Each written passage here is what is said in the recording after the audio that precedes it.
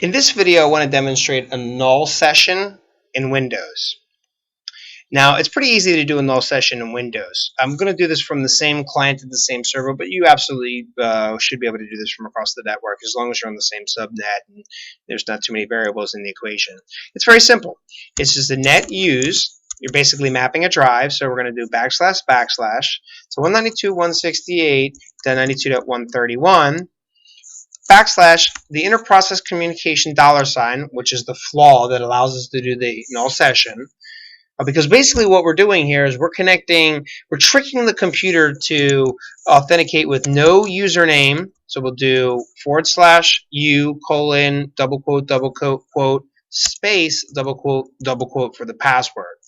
So we're tricking the computer to thinking that we're connecting as another administrative operating system. Meanwhile, we're actually a user and we're not supplying any authentication.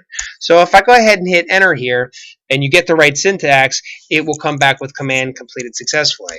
If you manage to mess that up in any single way, I just took off some characters to prove this, you're going to get some sort of error.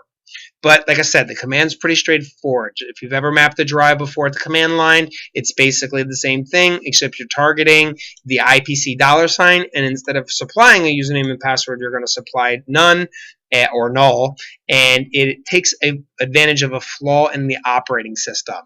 So this is relatively easy to fix defensively. Most modern servers come with this already fixed, but you can go back to the specific version and the actual patch to actually fix this, because it's basically just changing a few settings on your computer, and then you can fix this, and you can easily look this up on your own.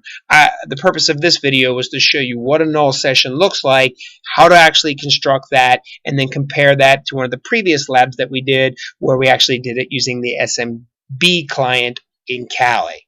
Very easy, null session.